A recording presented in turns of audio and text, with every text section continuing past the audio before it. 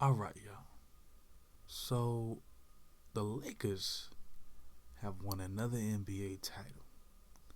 LeBron has won another Finals MVP.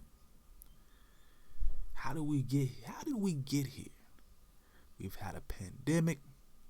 The police been killing black folk. The president, unless something crazy happens, albeit it's gonna remain the same. And we really don't know what's gonna happen next, right? Well, let's talk about the craziness that is the 2020 Lakers. This is a story, a sports story. This is the story.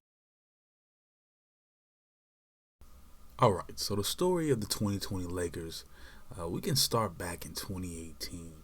Now, the Lakers are 2 years removed, of course, from the retirement of Kobe Bryant, and also they've acquired some younger pieces like Lonzo Ball and also Brandon Ingram via the draft. They will also go ahead and sign LeBron in that offseason, one of the biggest moves in probably the past few years. Sign him to a four-year deal, and they also will sign Rajon Rondo, another piece in this run as well, to a one-year contract.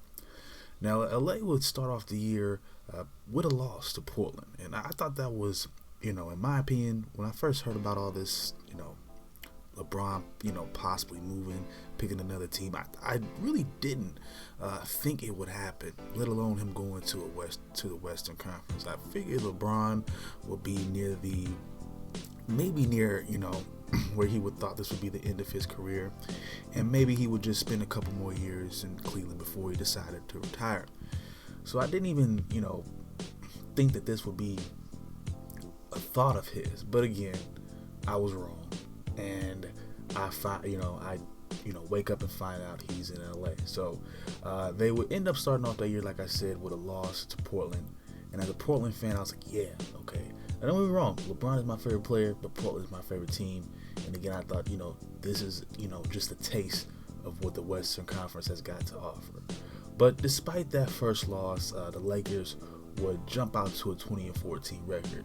But eventually, his injuries to Rondo, James, also Lonzo Ball, as well as Brandon Ingram, would force all those players at multiple times in the season to miss to miss games due to injury, and it would lead to the Lakers falling below 500, and they would finish that season well below 500 with a record of 37-45. Of course, missing out on the playoffs again, like they had done so many previous years before. Again, this would be a couple of firsts for LeBron. This would be the first time he would miss the playoffs entirely in a few years, as well as, of course, not making it to the finals. So, there was a lot of changes that had to be made, and some of those changes started off with, again, I don't know if this was, part of the plan or just kind of the spur of the moment, but you would see Magic Johnson being one of those first pieces of change when he decided to abruptly resign from his position as team president. A lot has been said about his effectiveness and what he was able to accomplish and whatever free agency was able to bring in. I think, honestly, there was also issues, I believe, with him tampering. So I just believe that there were so many restrictions on what he could and could not do, and he just obviously could not be effective given his position. And you have to understand that one thing about Magic Johnson is that he is an ambassador to the league. So I think everybody in the league, regardless, players, staff, or whoever, legend or retired, whatever, Hall of Famer, is going to be coming to him. That's just who he is. He's a liaison for everything going on, I believe. So, and I'm pretty sure Adam Silver and also, David Stern are close with him as well. So it's like, I kind of get the drama that could come with, some of his moves or what he could do, everything he considered to do be tampering. But I mean, I don't know. I think he got the short end of the stick. But, as we can see, time proves, that maybe that was the right thing to do. They will also let go of Luke Walton as a head coach as well. I guess, obviously not the guy to get it done with what they wanted to do with this squad. So all makes sense. Look at this team by the numbers. The 2018 Lakers would finish 16th in scoring just above 111 points a game, but they would finish near the bottom in terms of defense, giving up just about 113 points a game. So they were giving up more points than they were scoring. Again, I know that has a lot to do with, of course, injuries to a lot of different people and a lot of different rotations for the Lakers. So again, but LeBron, he would have a pretty decent season despite, again, all the injuries and the timeout.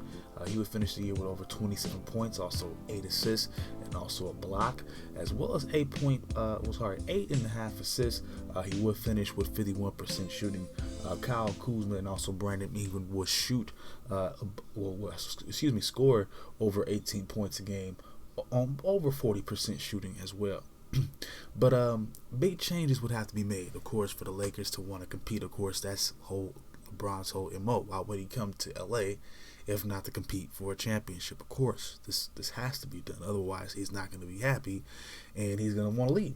So in the 2018 offseason, some changes needed to be made, and so they decided to bring in a coach, Frank Vogel, formerly of the Indiana Pacers, defensive-minded head coach, a lot of playoff experience, albeit not necessarily getting past LeBron and making it to any, I would say, of course, NBA Finals. Again, experience nonetheless, and he specialized in defense. And he was really good with that. His metric stats actually seem to prove that. And also, just in terms of the Lakers' improvement, if you look at their stats in terms of defense, those also improved this season as well. You can go look at that. Now, Anthony Davis would also be brought into the fold, of course, but this needed to be done via I guess for certain people, if you asked LeVar Ball, a controversial trade, but Brandon Ingram and also Lonzo had to be shipped out to New Orleans. I believe Josh Hart, another guard, was shipped out as well as a second-round draft pick or something like that, all for the services of Anthony Davis. So the Lakers will go into this squad, will go into this next season or this season with a vastly different look. They were also able to acquire one of the Morris twins as well as Jared Dudley, who was a reserve player. They also brought in Dwight Howard, who was another solid piece. Of course, Shaq don't like him for some reason. I don't know, just old bitter. I don't want to say it. I'm not going to say that word no more. Old, bitter, ex-baller, just haterism. So I'm not going to get into that here. It's about the Lakers being winners, okay? Get off. Stop being mean, Shaq. You're an asshole. But back to the more serious parts of the story. January 26th will be a date that not only Laker fans, but basketball fans in general would remember. This will be the passing of the dear Kobe Bryant and his daughter Gianna. Of course, they would pass away in a random, nobody expected this, a helicopter crash. Now, as a non-Lakers fan, as a non-Kobe fan, even somebody like me, somebody who has very serious feelings about the 2002 conference finals still to this day, even somebody like me had to just kind of calm down and kind of say, wow, kind of look at it. And so I can only imagine, again, how Kobe fans and, again, Laker fans are feeling or did feel about it.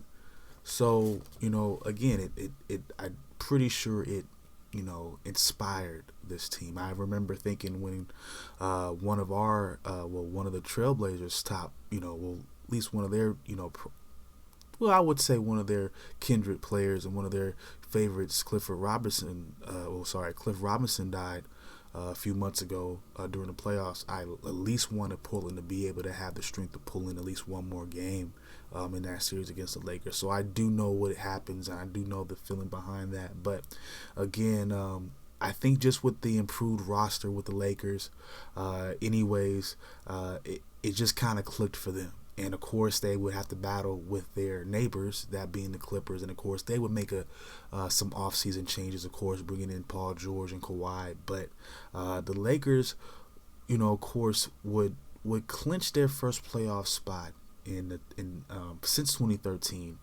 in March. So they were still able to, ride the wave, get some motivation, and of course, battle things out, and at least make it to the playoffs for the first time. So they were, and this is in March. So again, they were really, this was a big turnaround for this team. I'm not saying anything huge or record setting, but again, a really good turnaround for a team that had not been making the playoffs at all for years. So again, and just to kind of get into the craziness of this year in general and just life in general this year, the league would have its own. The league would be completely shut down. Again, you have one of its top athletes, its top superstars ever to lace him up. He passes away, and then maybe a few months later, or maybe a month later, even the entire league gets shut down because of COVID-19, and it put a lot of things in limbo. For one, we had the XFL try to return, and that was scrapped, after 20 years or whatever, and we have all these different sports leagues. They had to postpone the MLB. We saw what happened with them, and the NBA, of course, wasn't different. It completely shut down as well. Now, the league will resume play in late July with the bubble, and in Orlando with 22 teams, and they would play 8 seeding games. So they would kind of figure out, there weren't even necessarily seeding games. You pretty much already knew who was going where, or because it was already based on the record before, right when the league stopped. So you pretty much knew the top 8. I think Houston had to battle with Portland for that last seed, but I'm pretty much certain the Lakers went into that with the first seed. So you had 8 games to go through, and the Lakers made it through that, of course. And at the season's end, the Lakers will be crowned a divisional title, and they'll have this top seed in the conference for the first time since 2010, again, when they last won an NBA title. So we do know that when the Lakers get their stuff together, they win titles. So this should have been, a flash, for me to kind of say, hey, this might be their run. You better pay attention. But again, if you're not a fan, you're not a fan, and I'm not gonna sit there and say, oh, I'm gonna put all my eggs in that basket.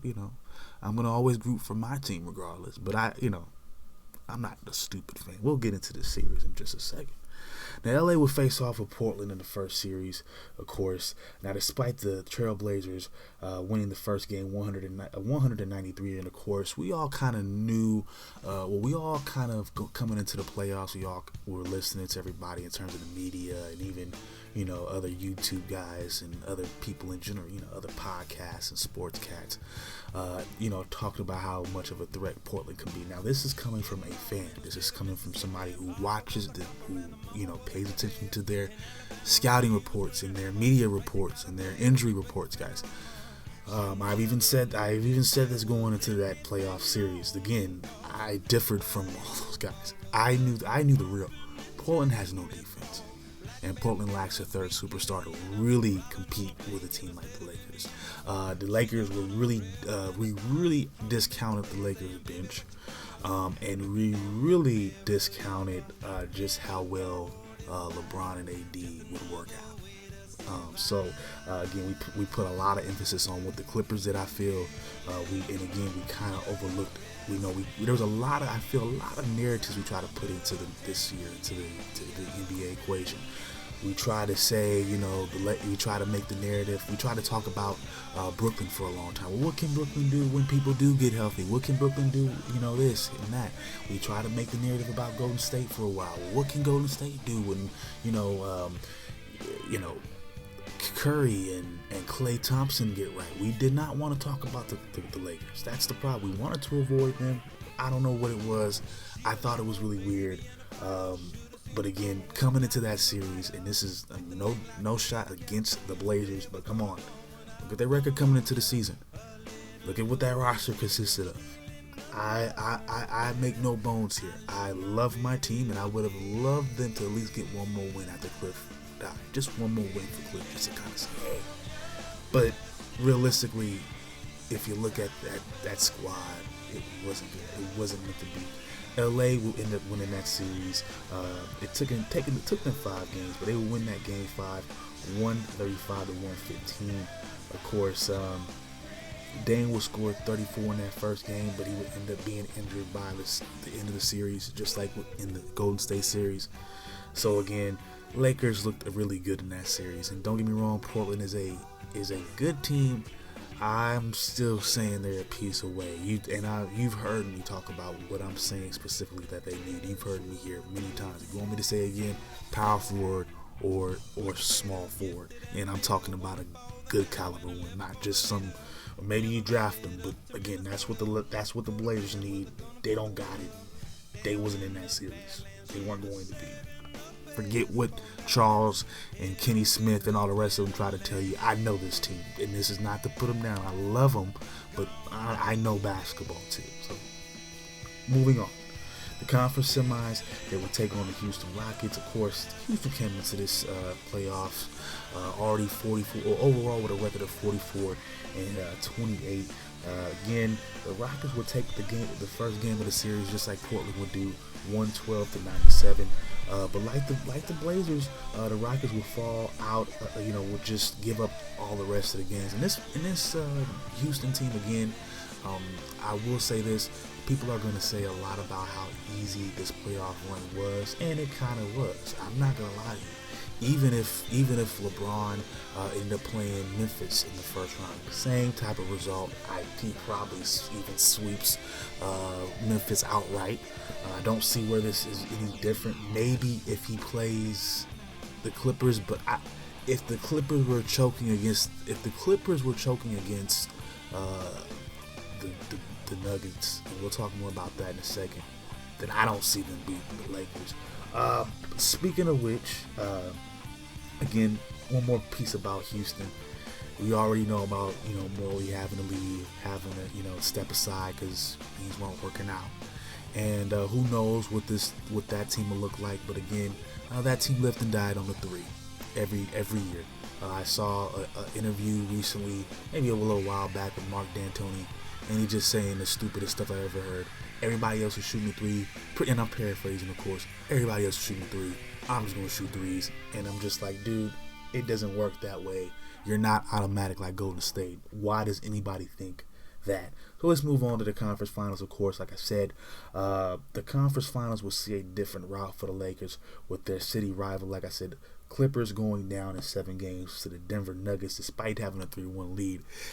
Like I said, if the Clippers are choking a 3-1 lead away to the Denver Nuggets, I think they would have got torched in the Lakers in the conference finals. Matter of fact, I'm willing to say that. I think the Clippers are really happy they didn't get exposed that bad. Because again, if you're losing games like that, if you're coming up, short against the Denver Nuggets, the Lakers are going to destroy you. Especially with what was on their mind, especially with a hungry LeBron, a hungry AD who hasn't won a championship, a cohesive role player unit that seems to work well. They gel well. There was no way that LA with the Clippers with their cocky asses that obviously had taken a step off, who weren't taking basketball seriously at all, that did not want to be in the bubble. Again, the Clippers do not take basketball seriously. That is their biggest issue. That is their. I think the only person maybe on that team that takes basketball really seriously might be Kawhi. I can't even give him that with all the time he decides he wants to take away and do this, that, and the other. That's him.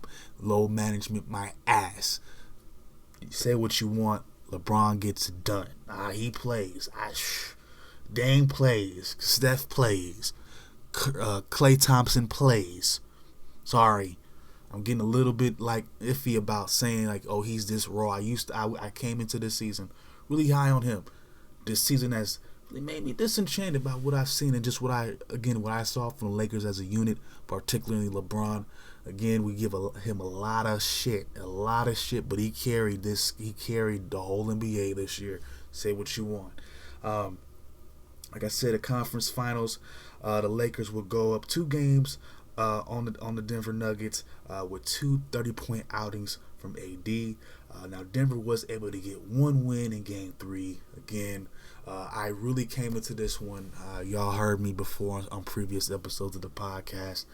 I came in here, like, man, I really would like to see the Nuggets and the Miami Heat squared off. And let me tell you a little bit why. Again, I just felt like those teams just embodied the team aspects of basketball, and I just felt like that was enough to kind of get over the star power. I still didn't want to believe in the Lakers.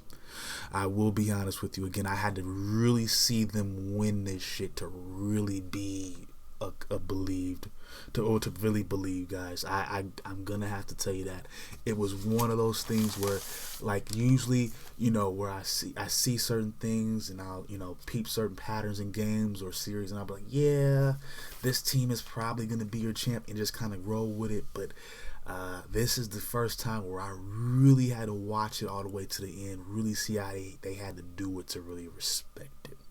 Like I said, the Nuggets won Game 3, but it wasn't enough, and the Lakers just continued to do their thing. The Lakers had a great game from LeBron in that last game. I think it was Game 4, 30 points from him, 27 from AD. This was in that Game 3. Yeah, the Nuggets would shoot over 50% in that game. That would help them, and all their scores they had 4 players that would score in double digits, that being Denver in that Game 3. So that's what helped them win. But again, despite all this, the Lakers were able to close out the series in Games 4 and 5, 114-108 and 137-138 respectively. Again, I don't see the Clippers beating this team. Again, one last time, if the Clippers are choking to the Denver Nuggets, I think they get swept by the Lakers. And again, I'm saying, if hypothetically speaking, if they were to meet this year, I'm not saying in this new upcoming season, but in this season that just passed, I think the Lakers sweep that team, or it's a 4-1, just like every other series, maybe 4-2, but there's no way this Clippers team was beating the Lakers. I'm sorry. On paper, we can say what we want, but nah. But let's move on to the NBA Finals, okay? The Lakers match up against the Miami Heat. Again, another team, like I said, with the Denver Nuggets, just kind of embody that team spirit, just coming out of nowhere. They were 44-26. They were 5th in the East Conference, led by Jimmy Butler, All-Star this season, All-NBA third team. Also Goran Dragic as well, averaging about 16 points and 5 assists.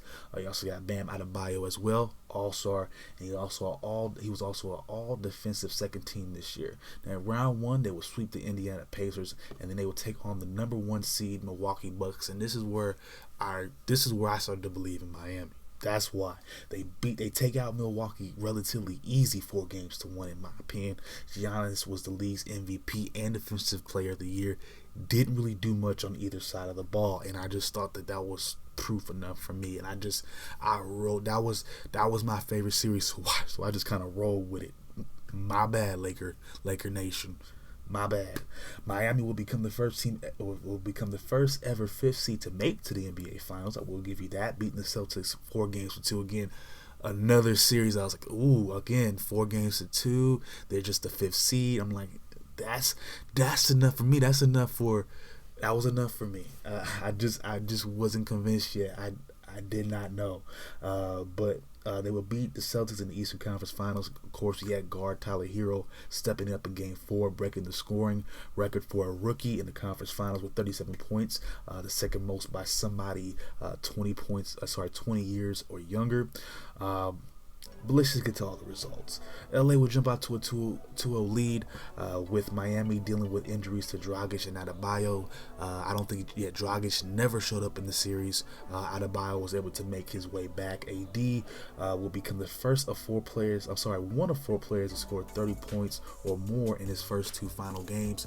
Again, he has never been here, but he definitely balled out like he knew what time of day it was, so I don't take nothing away from him.